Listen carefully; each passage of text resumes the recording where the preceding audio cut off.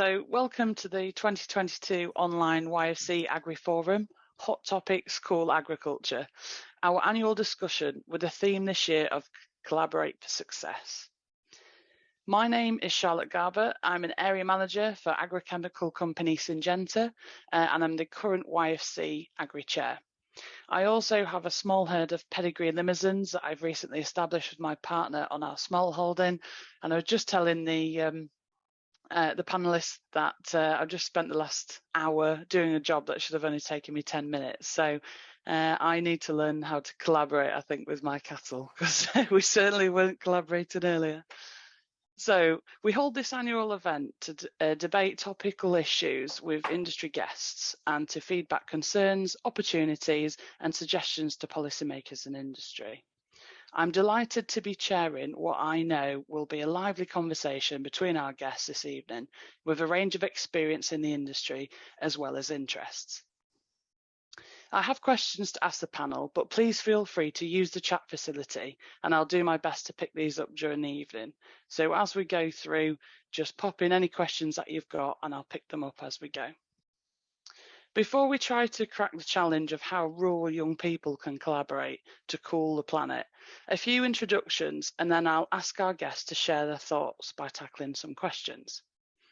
Our panel this evening includes Eat Well for Less TV presenter and fresh produce importer Chris Bavin, Cool Farm Alliance's Head of Agriculture and Environment and founder and director of Progressive Agriculture Services Charlie Curtis, and our very own NFYFC's Youth Forum Chair and recent graduate, Rosie Finney.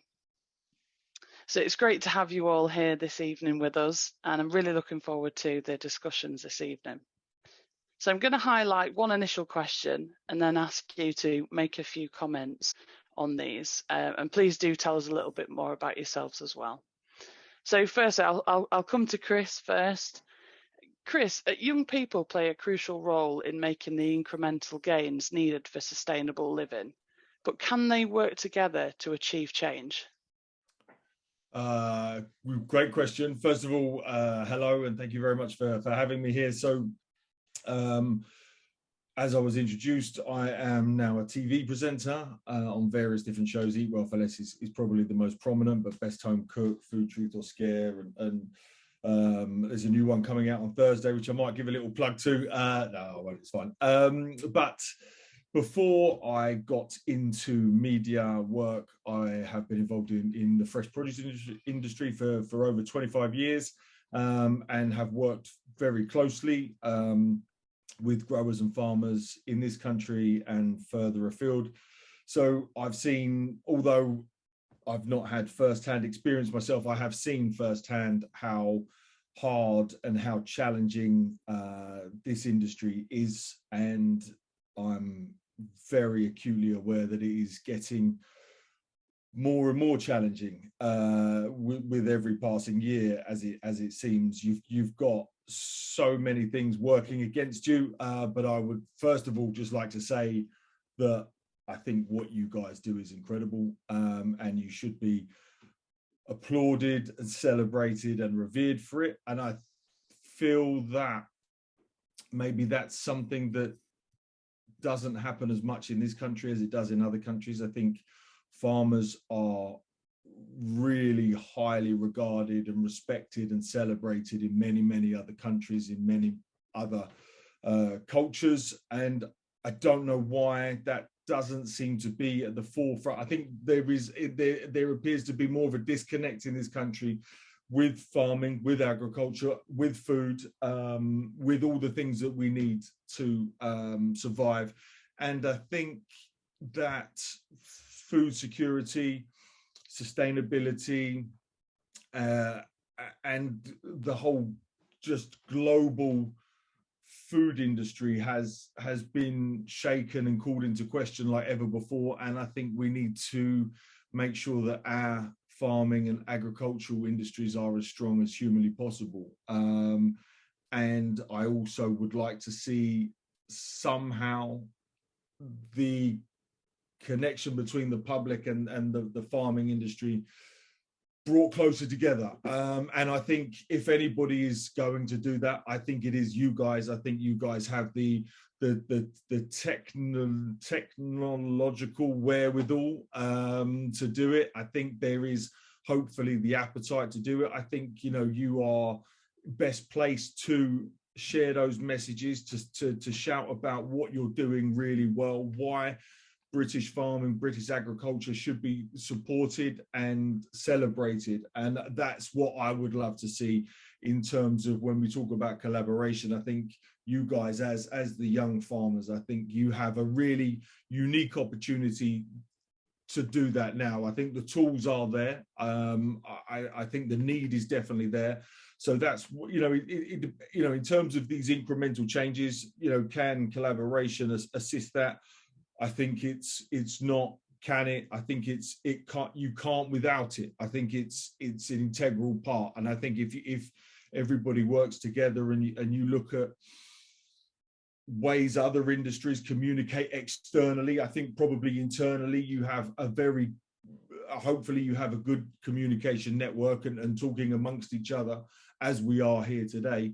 But I think it's about maybe looking and having a more outward facing communication platform, and really spreading those messages of what it is that you guys do and why you're so important. Not important, it's one of the most important things, if not the most important thing. So that's where I would like to get to, but I would also like to caveat that I'm probably the least knowledgeable person on this panel, so that's probably as much as I should say. But That's brilliant, Chris. I mean, you say you're probably the least knowledgeable. I mean, we're all here like Churchill dogs in the back of a car, just constantly nodding our heads, because we absolutely agree with everything you've just said. You know, you've literally hit the nail on the head with everything. If the people listening to the call don't feel inspired now, then I don't know what's possible, because I really do. You know, I just want to finish the webinar first, of course, but then just go and make my mark in the world, because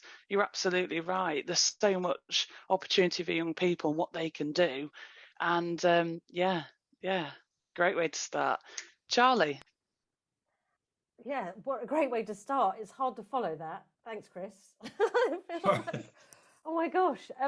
So, well, yeah, as Chris said, thank you very much for having me. I'm super pleased to be invited to this event, actually. I've been working in farming my whole career, my whole life. And this is the first time I've been invited, so it's great, actually. Thank you. So, yes, as you said, I'm the head of agriculture and environment for the Cool Farm Tool, and I also run my own farm consultancy business. And I work with farmers. I'm an agronomist, so I work with farmers to look at more climate positive. I think that's the new cool word for it, ways of farming. I have a background in soil science, and that's sort of where my passion sits, really. So, yes, but I've also been a retailer. So feel free to talk to me and ask questions about that too. I was the senior agronomist for Marks and Spencer for nearly 7 years. And I've spent a lot of my time traveling overseas, visiting farms, and sort of trying to learn what they were doing and bring that really cool knowledge over there to come to the UK. And that's what I do a lot today. As far as, do you know, Chris, I think you've taken all my points on that question about collaboration. It's really tricky because I would have said social media 100%. I think you guys are so lucky. I was joking to one of my kids earlier about how lucky they are that they've got an iPad, right? And explaining that when I wanted to speak to my friends, I used to have to queue with my other brothers in the kitchen waiting for the phone to become available so I could speak to them. Yeah, it was like that. Now you guys have got contact with each other everywhere. You're always sharing ideas. I've got about 10 WhatsApp groups now with farmers, and there's some pictures coming on and there's really cool stuff. This is the beginning of that fantastic relationship and collaboration that you guys can do and achieve. And I think it's so powerful, and I don't think you realize how powerful it is for you guys. What a fantastic tool is. I mean, being young today is probably the best time to ever be young. You've got all this opportunity. You've got all this sort of social connection. And people are, I think young people in history would always say they've never been listened to, but now it's completely different. You've got trailblazers like Greta Thunberg out there. You know, she is leading the way on something that the older people should be doing. But we're all listening and we're all following her. And she's a fantastic example of that and how we need to collaborate. So yeah, I think that's that's me, Charlotte. I think I haven't got anything else. That's brilliant. Thanks, Charlie. Yeah, I think you're absolutely right. We've got so much at our fingertips, and sometimes it's just understanding how best to utilise them. And I know we can all make a silly video on TikTok, but actually, how can we utilise some of these social media platforms to really show what agriculture is about? So, absolutely. So, last but certainly not least, Rosie Finney.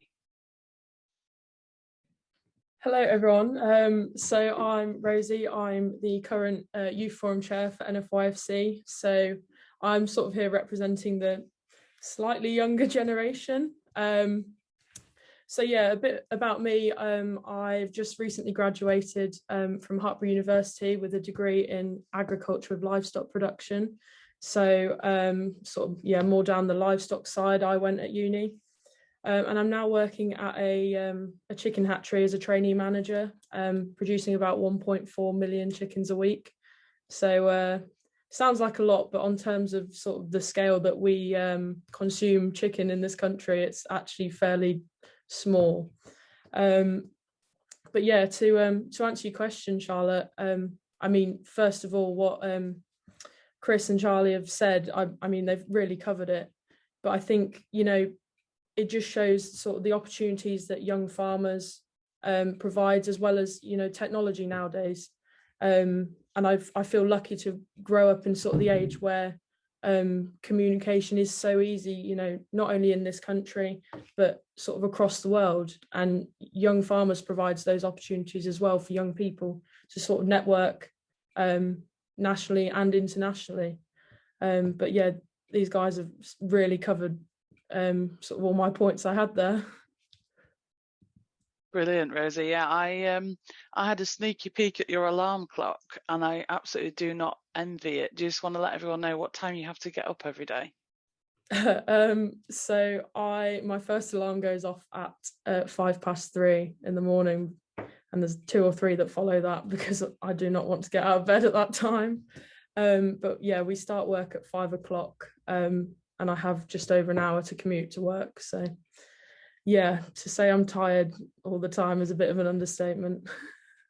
Yeah, absolutely. I mean, that is just times we only want to see once a day, and that's in the afternoon. So yeah, I do not envy that at all. And as opposed to play devil's advocate, then we're talking about collaboration, we're talking about opportunities for young people, but you consider the current economic climate, you consider the volatility within agriculture, but also wider, you know, you look at the energy crisis, all this kind of doom and gloom that we're kind of feeling at the moment. How easy is collaboration, and are we actually in a position not to collaborate considering the challenges ahead? Charlie? I don't think there's any reason why not. I think I've spent, in fact, this is a perfect example. In the last 4 weeks, I've travelled up and down with a leaf, doing some work, meeting lots of different farmers. And most of them are young. Some of them have just left young farmers. I think they're on the cusp. And the work they are doing is incredible. Like, some of it has completely blown me away. Like, the ideas they're having, the fresh feel that they've got to it, the new eyes that they've got. But they are all open to sharing what they're doing with other people. They all said, oh yeah, you know, like, if I can be in front of that one, if you want me to come and do a talk, absolutely. And so I think the passion and the desire is 100% there. And I think what's going on externally needs to be seen as white noise. We need to focus on what we're doing and our strengths. And we are absolutely passionate about what we all do. And, you know, I give a perfect example, Matt Waldy, a farmer I saw in Scotland the other day. I have never been speechless on a farm, and he had me spellbound with the work that he's doing. You know, and it's brilliant. And he said, anybody wants to speak to him, anybody wants to go and see him, this is the sort of thing we want. So if we can get these lighthouse farms and these really progressive thinkers opening their doors, it will hopefully start a groundswell of movement.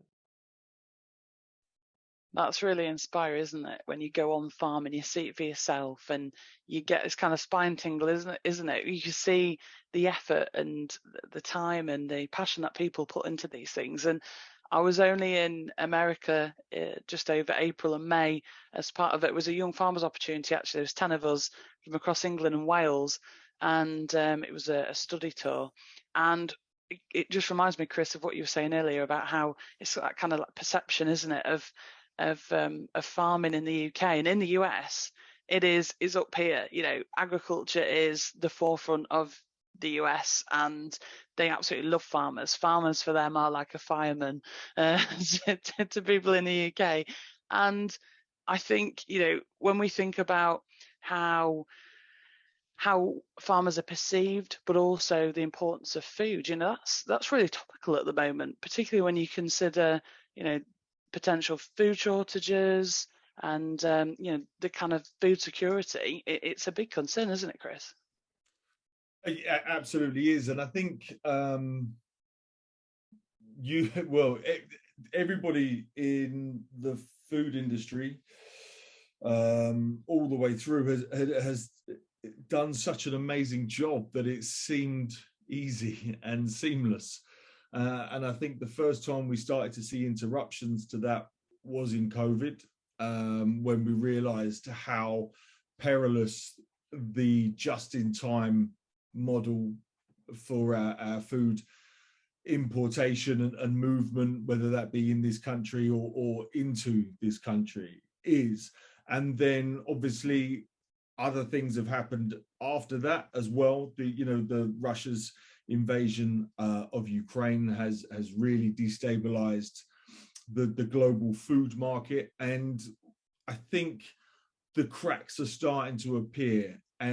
We have seen some things that we possibly never thought we would see. So Morocco shut its border for the export of certain products last year. Lots and lots of countries are facing huge shortages of water, even in the developed world. You know, there are some real issues. Then you have the currency, which is, as everybody is probably aware, has been very volatile. A weak pound against a very strong dollar, and even really a strong euro makes imports more and more expensive. In principle, should make exports more economical, but I think we've probably shot ourselves in the foot with that in some regards as well. So Brexit, Russia, Ukraine, political instability, huge increase in costs globally, labor shortages globally, more volatile currency exchange markets. I mean, it's the perfect storm. But what all of this means, this all comes back to one thing, and this is what most of us, well, certainly all of us, have been saying that are here, but it is preaching to the converted, is we need to be more self-sufficient. We need to have a stronger British agricultural industry. It needs to be in its strong, you know, it needs to be as robust, as well supported, and in as good a shape as it can possibly be, because the status quo is gone. The norm is finished, you know. Oh, but they always send us this, and it's always okay to get that from there, and it's always okay to do this. That is not reliable anymore, and we must, you know, politicians. There's an expression that does the rounds a lot at the moment, and it's in the national interest. And if there is something that is in the national interest at the moment, it is making sure that we are doing as much as we can to make sure we are self-sufficient. There are other things around that, but they can only, like, everything else is sort of secondary or beyond that, to making sure we have enough food to feed our population. That is a civilization's primary objective, and nothing can come before that. Lots of things can come after that, and we can look at, you know, making sure that it's as sustainable as possible and as ethical as possible, and as, you know, all of these other things, you know, are important. They absolutely are important, but if you don't have enough food, they become very unimportant very quickly. And I think we have to make sure that we're doing everything we can. And again, it must be really hard. It must, like, I can't imagine what it's like to get up at 3 o'clock in the morning. And well, I do know what it's like to get up at 3 o'clock in the morning, but I can't, you know, to get up, you know, to work so hard and then to open the paper and read this or that, or you know, social media or whatever, and feel like you're not even being appreciated for the incredibly hard work that you do. It must be tough. But what you must always understand is, what you see is, you are talking about the 1%. You know, the negativity is from a 1%. It's the minority. The silent majority are grateful, are appreciative, do love what you're doing, and would love to see you do more. And if given a fair chance, will support British produce. That is in my experience. But we still need to do more. We still need to make sure people realise, actually, when you are faced with the choice between an apple from New Zealand or England at exactly the same moment in time, that you pick the one from England as much as humanly possible, because that, you know, every choice we make, every decision we make has a consequence, has an implication, has a ripple effect. And I think we need to, that's what we need to get into people. And in terms of communicating that, I think maybe you guys could probably do well to maybe do these sorts of seminars, but maybe with some social media people, maybe with some communication comms teams, and maybe learn a bit about the best, most effective way of communicating certain things. And I think one of the things that has to happen is, you've got to try and remove the politics as much as possible, because they cloud issues that they have no need to be involved in. And I think that's something that everybody probably needs to be mindful of going forward. But I've spoken for so long, I can't even remember the question, so my apologies. No, that was brilliant, Chris. You've covered so many things there, which I feel like we could extend this webinar as like a through the night kind of, everyone goes get some popcorn and we just keep going, and you know, everyone has a drink. And I just feel like there's so much to cover when we think about, you know, collaboration in agriculture and what young people can bring. And I think, just to pick something what you were saying there, Chris, really, there's different parts to this. There's kind of self-sufficiency and importance of UK produce, but there's also trying to make sure the affordability is there, because we know that there's a large proportion of people in the UK who are not in a position where they can support British produce. Either they really want to, but they can't afford it, or perhaps it's not accessible to them. And interestingly, Rosie, I know you've had quite a bit to do with kind of that bringing people in from a community perspective, cooking and eating together, and your experience at the NFYFC cookery competition, I think, highlights this very well, doesn't it? So I'd just like to start by saying I am by no means a great cook at all, and sort of the work that Young Farmers does in, you know, helping people learn to cook and showcasing the sort of skills you can learn is great, and it's especially been seen recently with sort of the national cookery finals and sort of the recipe competitions that we've held recently as well. Now, my experience with the cookery competitions, I competed this year at Raleigh in the cookery, and we had to produce a 4-course meal to the sort of theme of the Queen's Jubilee. And we thought, oh, we'll go with sort of a very British theme using local produce. And we had the wise idea of making a breakfast bap, but apparently the judges didn't like the idea of sort of your standard British breakfast bap with all the trimmings. So yeah, we came last, unfortunately, but we enjoyed it. We ate it and it was actually really good, but apparently it just wasn't very popular for the rules. Well, that's the thing, and that's what I really like about Young Farmers and young people that are involved in the organisation, is that kind of, we all have a go. Doesn't matter whether you're, you know, brilliant at something. And I think that kind of sums up a lot of young farmers, because you're born into the farm. You know, you don't kind of necessarily choose that path, but you are born into farming, and then as you get older you decide what path you want to go down. And actually there's so much to learn. Not everyone is born with a business mindset, and if you're kind of on the back foot, you enjoy farming, but perhaps, you know, the business sense isn't there. That takes time.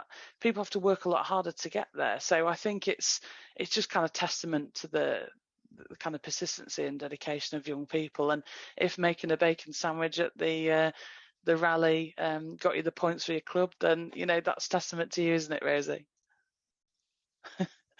So interestingly, just on the back of what you were saying, Chris, and I guess in regards to kind of agricultural policy and things, we've just had a question actually from Fergus Starkey. He said, I just wondered if I could get your thoughts on what's going on with agricultural policy at the moment, as I'm just starting a research master's looking at agricultural law, and your thoughts would be hugely helpful. Do you think our ongoing issues with managing food production alongside promoting sustainability initiatives has stemmed from a lack of respect for the produce you all work so hard for? The milk pours in supermarkets, for example. And Charlie and Chris, I'd just really like to get from you both, with your experience with supermarkets, just to kind of get your thoughts on this, because it's a really good question there from Fergus.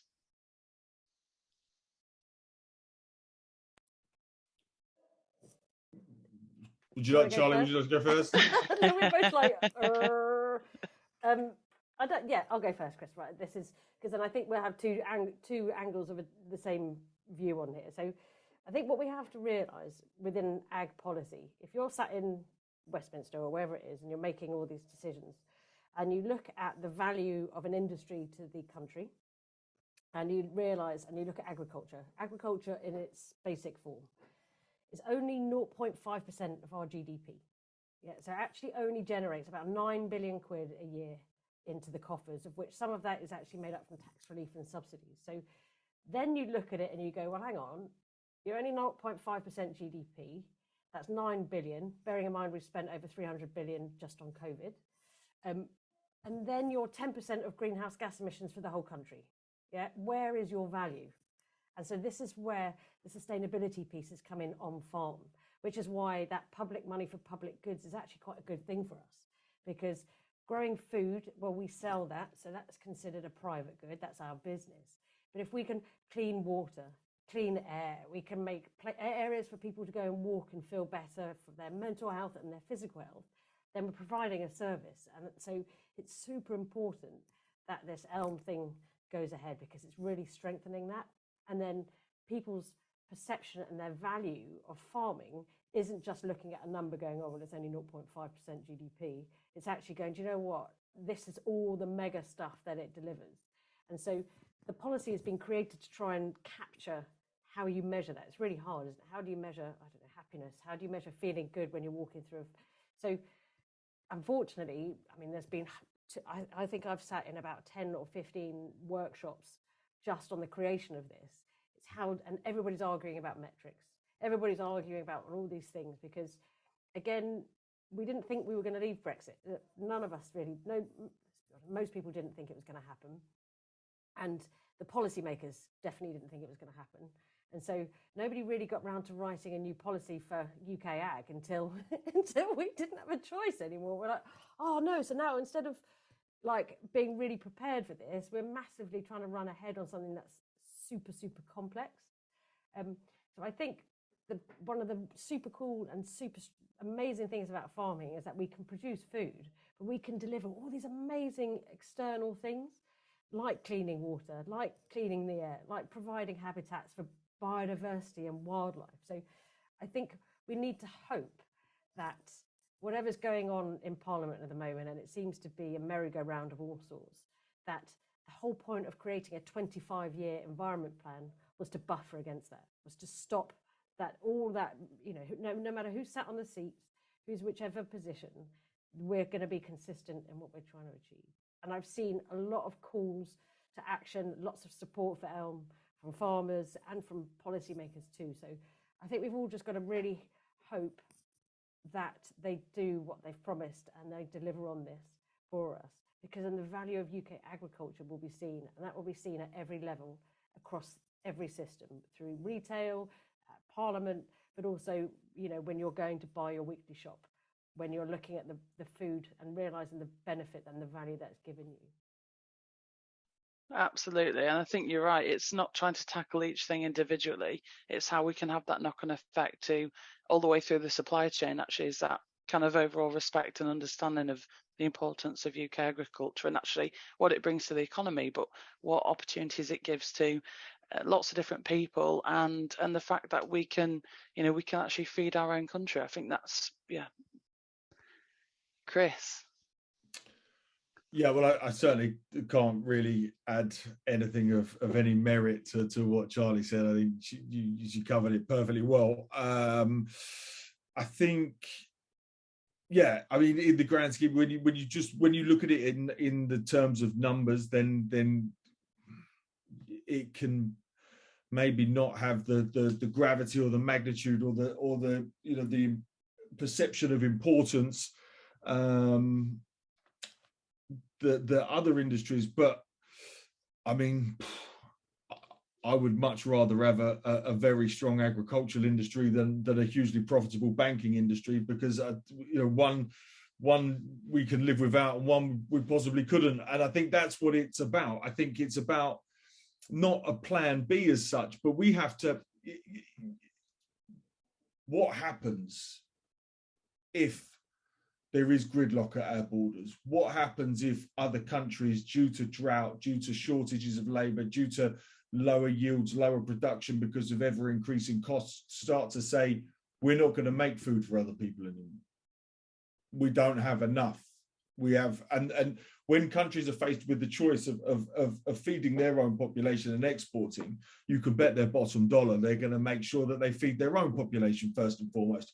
And so that sort of 0.5% or what, we need to, first of all, that needs to be increased. That needs to be our target. That should be increasing all the time, because it's almost bonkers that you have to say this out loud, really. But having your own food supply and food security and being in control of your own food supply is possibly is arguably the most important thing to a population. So we need to make sure that we're continually doing that 100%. And as you quite rightly said, Charlie, it's not just about the numbers, is it? It's about the wider picture. It's about that biodiversity. It's about the services that are provided in those rural areas and rural communities by farmers. All the work that they do that would be a burden upon the local authorities, that they would have to go out and spend an extraordinary amount of money doing lots of things that they're probably ill-equipped to do. So yeah, I mean, it's everything's entwined, isn't it? And it's a fairly complex relationship, sort of balancing act, if you like. But yeah, one that I would love to see those numbers be increased more and more and more, for sure. Absolutely. And you think about it, it kind of seems obvious that the more we support British produce and consume it domestically, obviously that's going to increase the GDP for UK agriculture, and it goes beyond just that Union Jack on a pack of chicken. I think it goes so much more that you've highlighted there, both of you, that UK agriculture stems not just from the food but everything else, what we do in the communities and really what it can bring. And I suppose while we're mentioning chicken breasts, we ought to hear from Rosie.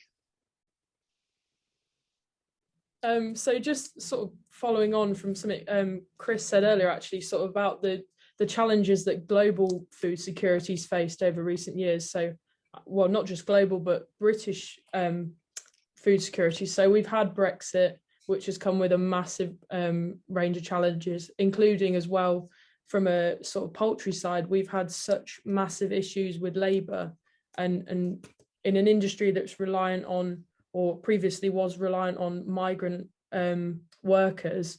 We have faced issues with processing. We've had the amount of food we need, but we've just not been able to process it, and that's been going to waste, which is in the current climate is we can't really stand for that. But other issues, like Russia's invasion of the Ukraine. That again has showed how we're so reliant on foreign food sources. So, when there wasn't the sort of same exports of wheat and other grains from countries like Ukraine and in surrounding areas, it showed that we are so reliant on that for our own food production. And it shows that now is the time where we should be supporting British agriculture. Again, other challenges to the poultry industry, bird flu currently is such a massive topic.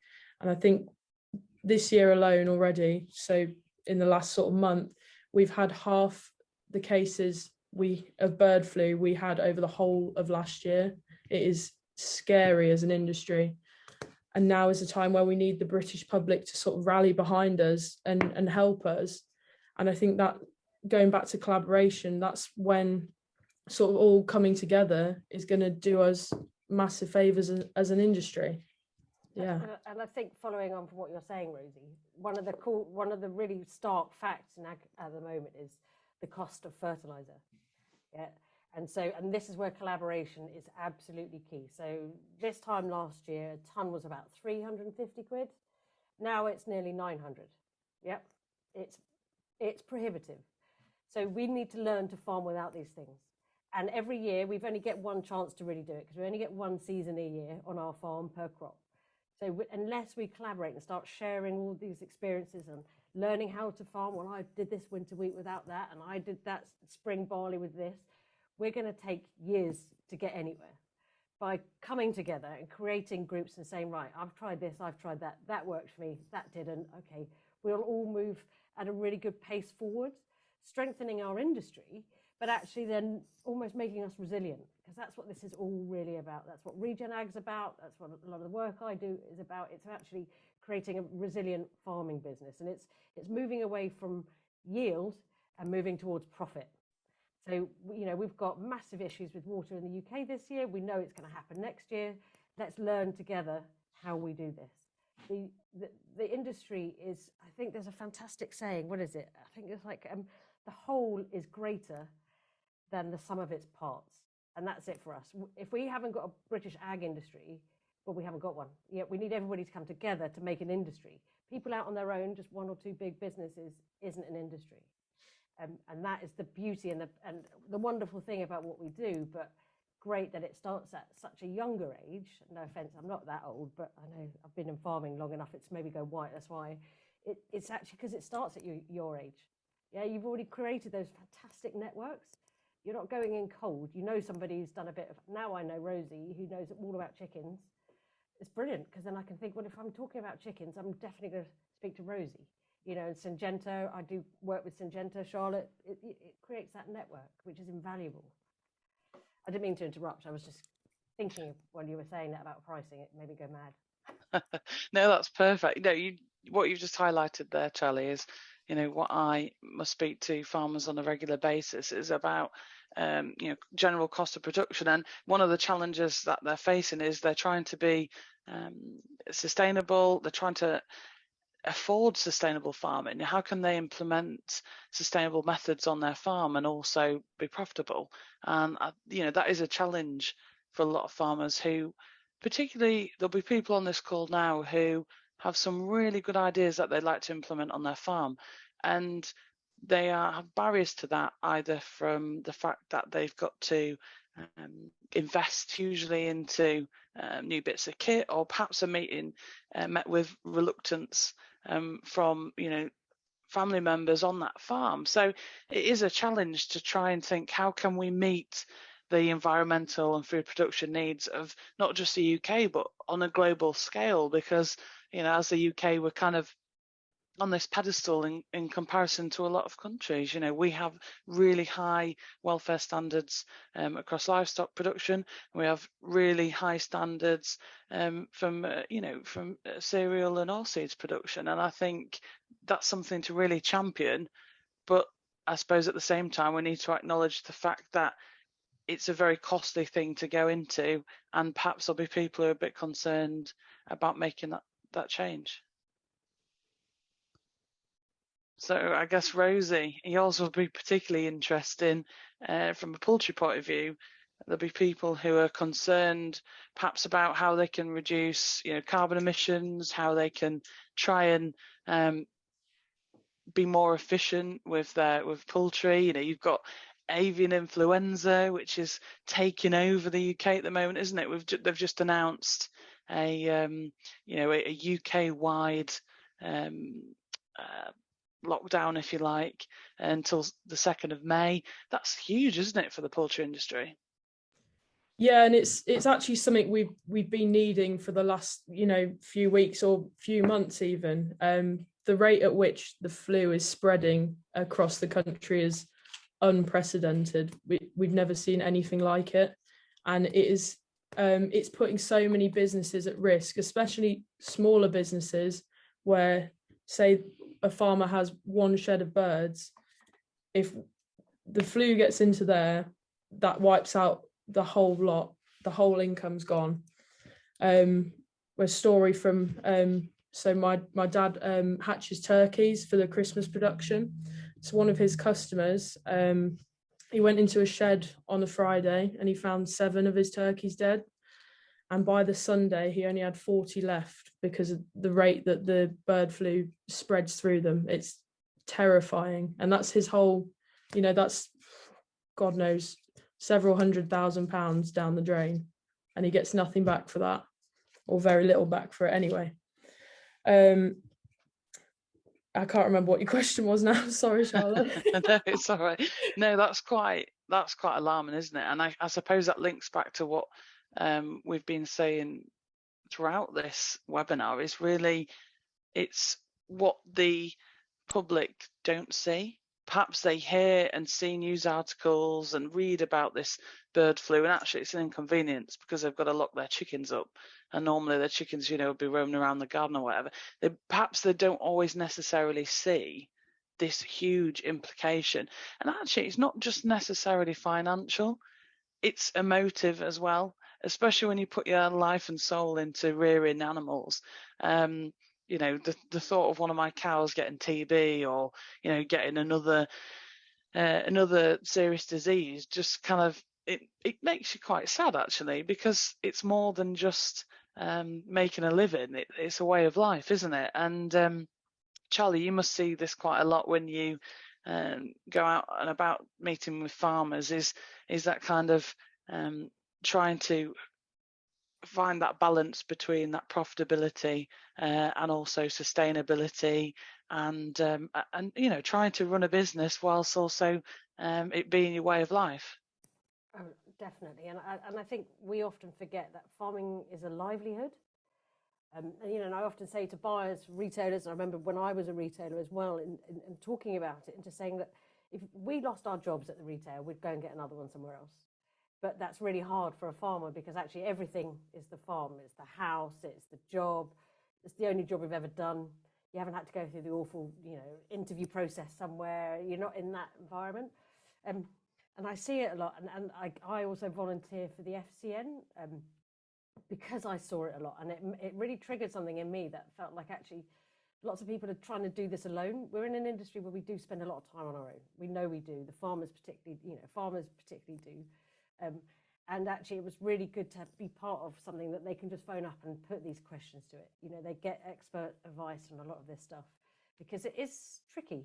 Every single farm I work with is completely different from the former one. Everybody's got their own systems. They've got their own ways of doing things. They've got their own pressures, be it succession, be it financial, be it weather. And so, having these help desks and help, like, is it Yana as well? There's another one, isn't there? It's actually really good for that sort of opportunity for people to speak to and find out and speak to them, and get information on it. And I think, from what I do, it's that resilience piece. I don't ever recommend anything that's actually going to add cost without having a financial benefit. So when we're doing farm plans, and it's sort of 1 to 5 years, finance is 100% at the top. And we very much work to the economic, environmental and social when we're looking at sustainability or resilience. We're not just going all the way on green, because, as they famously say, there's no point being green if you're in the red. So it's actually looking at this whole piece, together. And also, if I may sort of just add to that as well, I mean, we talk about sort of, you know, sustainability and, you know, looking after the business. And I think it's probably, I mean, maybe a good time to touch upon looking after yourselves as well, because obviously, you know, we've talked a lot this evening about, you know, yes, there are great opportunities for sure, and there's lots of things to be positive about, and there's lots of things to do for sure. But we've also spent an awful lot of time today talking about the very, very real challenges that are facing you guys now. And that comes with pressure, and that comes with stress, and it comes with, obviously, you know, challenges to your well-being and your mental health and stuff. And I think that is an area that probably could do with that collaboration, you know, that sort of, you know, that sharing and supporting and you know, just talking. I think that we mustn't forget that that's quite important. And as you have also, in the same vein that you have all of these new possibilities at your fingertips with social media for communicating, it's also now becoming widely accepted to talk about your struggles as well. And I think you have to be aware of that, and hopefully that you're in a better position to be able to get some support in and around that area as well. Because I think perhaps previous generations haven't felt that comfortable doing that, and there's obviously consequences of that. So I think that's possibly worth just making a nod to. Yeah, 100%, Chris and Charlie, you both covered there, which we see continuously both in young farmers, but out in the, you know, outside of the organisation. And Rosie, you know, we've both been in young farms for quite a few years now, haven't we? And we see, thankfully, more people talking about it, but we do really need to encourage people to sometimes just stop and give each other a pat on the back and say, do you know what, you're doing a good job.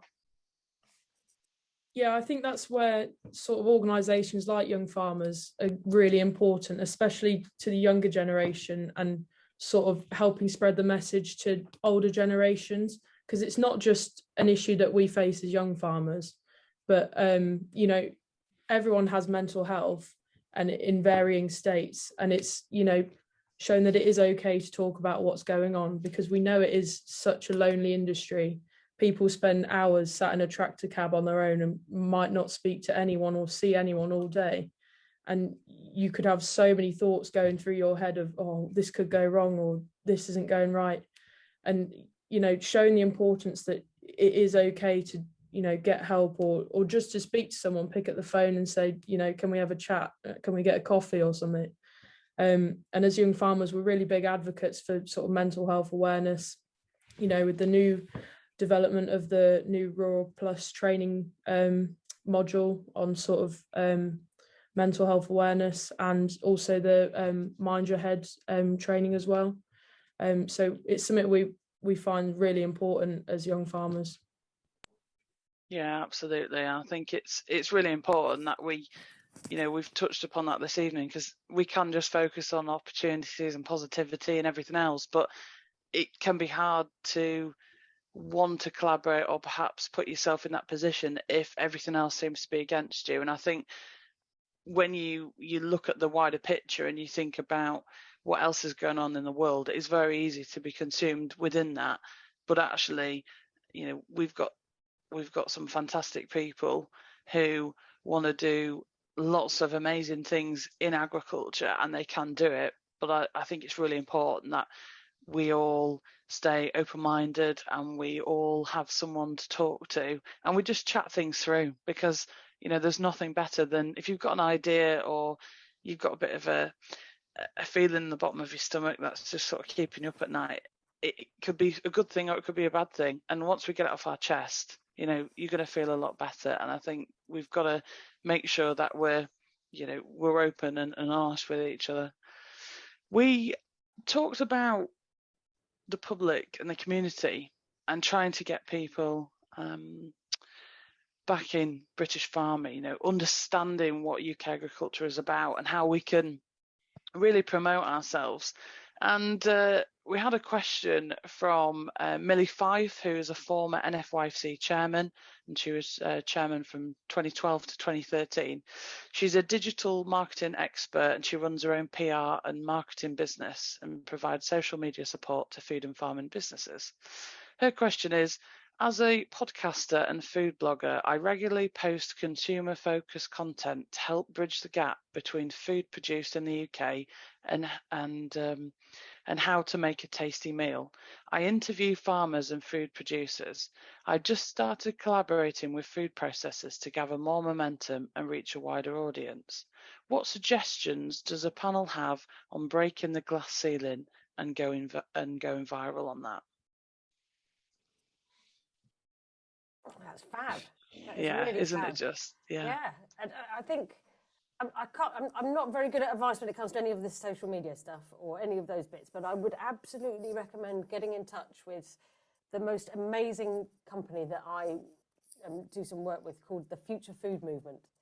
And these are a group of exceptionally talented individuals who have put this together to train. But it's training every actor within the food supply chain about everybody else's roles, that all of our jobs are climate jobs. And they really, really promote that. And they work with processors, they work with farmers, they work with massive global brands. And they're just incredible at the same time, which is super great. So I would absolutely advise speaking to Kate, who's their CEO.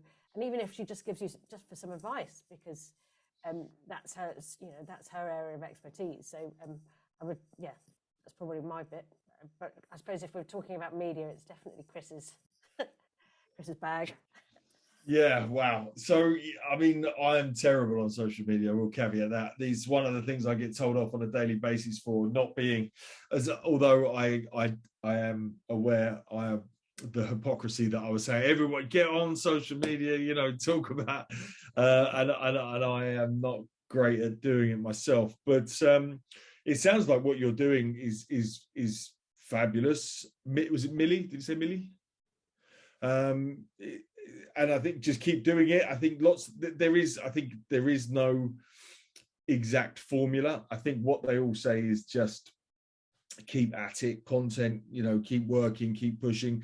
And again, the theme of this collaborating, I think that's, find, I don't really like the expression, but it's of the moment, your tribe, find your tribe, and it's and your community. And there are lots of subgroups and sub-organizations and different bodies and all of that within the same sort of world, but doing maybe slightly different things. And I think, make sure that you're reaching out to them and communicating with them and collaborating with them as much as possible, and cross-marketing.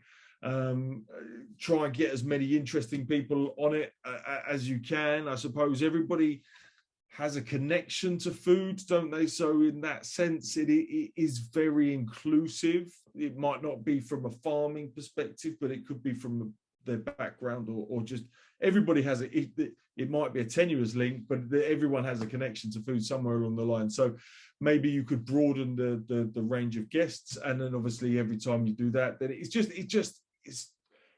it happens slowly but surely, doesn't it? There is no quick fix. I don't think there's a silver bullet. I mean, you could be wildly controversial. I think that probably that would elevate you quite quickly, but that might not be a sustainable model. But yeah, I think just keep at it. It sounds like what you're doing is fabulous. I don't know. Sorry, I don't have a great answer. I think a starter for 10, Chris, might be a special appearance from yourself on Millie's podcast. I think that would go down well, wouldn't it? Of course. Well, I don't know if that would help bring any viewers or listeners, but I'm more than happy. So just a plug for Millie, tune into the Countryside Kitchen Meets, which is a food and farming podcast, and you can watch her cookery video on the NFYFC channel later in this week. So that's something for you all to to have a look at. And just while we talk about National Young Farmers Week, so it is this week, and the campaign is homegrown. So we've been advocating homegrown produce, encouraging people to show and champion homegrown produce. So I guess on the back of that, how do we engage more of the public about not just consuming homegrown produce, but healthy eating, cooking, and kind of making sure that everything is locally sourced, sustainable, and homegrown? And naturally, I'm swaying to you, Chris, on this one. So, yeah, I mean, it is such a complicated area at the moment, and I am always incredibly mindful. It's very, very difficult because people are in a they're having a horrendously hard time with the cost of food at the moment. And there are somewhere in the region of 1 million children in London alone that are in some form of food insecurity or poverty. And years gone by, I was absolutely at peace with banging the healthy eating, cooking from scratch, seasonal, and these are all things that I still feel are very, very important and things that all have merit. However, I'm going on a journey of learning about this as well, and it's healthy food is better than unhealthy food. But the very sad state of affairs is unhealthy food is better than no food, and it's about doing the best that you can do at the moment. I think this is probably I talk to lots of different people in lots of different areas, and this is probably a slightly different audience, so it's okay. But yeah, for sure, if you can, the highest welfare possible, supporting British farmers as much as humanly possible, locally as locally sourced as possible. These all have merit, they're healthier. Hopefully they should be more cost effective in the most part, and there's lots of benefits, environmental and nutrition and all of that sort of stuff, let alone flavor. So it makes total sense. And obviously cooking from scratch is something that we should all be doing, and is something that I would love to see more of. However, I will sort of measure my answer with the fact that, it feels like everyone's just got to do their best at the moment, and I think you've got to do it without any guilt if you can't afford it, or you haven't got the facilities or the knowledge to do it, then that's okay as well. That's not your fault. You're not failing. You've been failed. So yeah, it's really hard one that you'd have got a more bombastic answer from me maybe 2 or 3 years ago, but one that I'm really softening as time goes by. I think what you've said there, Chris, actually highlights that throughout this webinar we've talked about this need for farmers and people within agriculture to try and promote and show the public what we're about. But actually what you've said there is highlighting back to UK producers, that there are people in the UK who cannot support or in positions where they can't always support British farming. So as much as we can try and bang the drum and say, it should always be British bacon that you put in your basket, it should always be this, it should always be that. And actually, sometimes we have to have that appreciation that it's not always the case that people can do that. And it's really important that from both sides we are aware of the struggles that people have in the UK, and if there's any way that we can, and we know of people who donate to food banks, and there's several charities out there that do go and will pick vegetables in the fields after they've been harvested. There's lots of things going on out there, and I would definitely say to anyone on this call, if you're in a position where perhaps you can help, it'd be surprising how much of a difference that will make for you, because it works both ways. These things definitely work both ways. So before we finish for this evening. I'm just conscious of time. It's been absolutely fantastic to have all three of you on here this evening, and thank you to everyone who has been listening with us this evening. I'd just like the three of you, we'll start with Charlie, then Chris, and then we'll finish with Rosie. I just want you to say open and honestly to the audience just one bit of advice that you would give to the people listening about collaborating for success in the future. If you don't, if at first you don't succeed, I think that's definitely the best one, isn't it? Because I have banged on the doors of lots of people. I've sent random emails. I've linked with people on LinkedIn. I've done everything I could to create my network and to collaborate. But if you don't put yourself out there, people don't come looking for you. So you're going to have to make a bit of an effort, even if it's just online. If you're not great at going to meet people, you can email. You know, it's taken away that weird nervousness, you know, that we used to have. And now it's all online. So I would think, just put it out there, get yourself out there, and start connecting. Definitely. Well said, Charlie. Chris? Well, first of all, I think just be proud of what you're doing. The country really needs it. We're going to need you more and more than ever. You're incredibly important in lots of different ways. So I think stand tall, be proud, but definitely reach out. Connect, share, help, assist.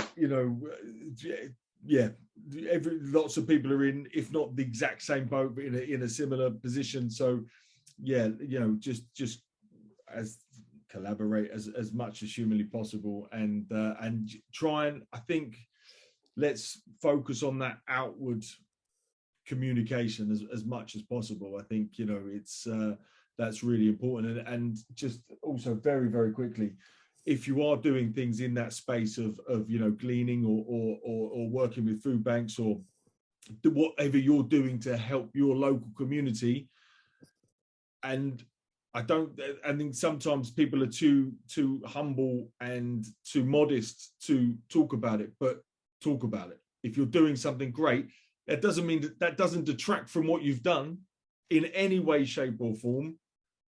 If you're doing something to help your local community, talk about it and let people know, because that's what anyone else would do. HSBC or Barclays or Lehman Brothers or whatever, if they're giving something to charity, you'll know about it. So by the same token, if you guys are doing anything in that vein, please talk about it proudly and let people know. Brilliant. I love that. Champion what you do. That's connect, champion what you do. And Rosie, final words. I guess similar sort of sentiments, really. We should all be proud of what we are achieving and what we do for British agriculture, especially as a younger generation. Keep networking, keep taking every opportunity that comes. Even if it's just through turning up on a weeknight and going around a farm visit, you're still learning new practices, seeing different sides of the industry. Just keep doing what we're doing, because we know we do it well, and we just get a shout about it a bit more. Yeah, that's for me. Fantastic. Well, every day is a learning day, and I hope everyone has learned something tonight. I certainly have, and I wish we had more time, but unfortunately, that is it for this evening. So first of all, I'd like to thank our panellists who've been absolutely fantastic, and I hope you've enjoyed being part of our AGRI Forum. I'd like to thank everyone who has joined this evening. I hope you found it interesting. Thank you for your questions and topics. I know we didn't manage to get through them all, but we will have a follow-up to those, so you will get answers to your questions. I'd also like to thank Sarah Palmer for her organisation skills. She's done a fantastic job of putting this all together, so thank you very much, Sarah. And I'd like to conclude the webinar for this evening. So thank you, everyone. Can I just say one very final thing? Of course you can, Chris. I would also like to say, Charlotte, I think you've done a marvellous job this evening. That's a indeed. very difficult job. You didn't know the questions that were going to be coming in, all the answers that were going to be given, and then you had to try and segue. You did an exceptionally exceptionally good job, which it was very tricky. So well done. Thanks, Chris. No, I appreciate that. Thank you. I enjoyed it. It's been brilliant. Good luck, everybody. Thank you. Thanks, everyone. Have a good evening, Bye-bye. everyone.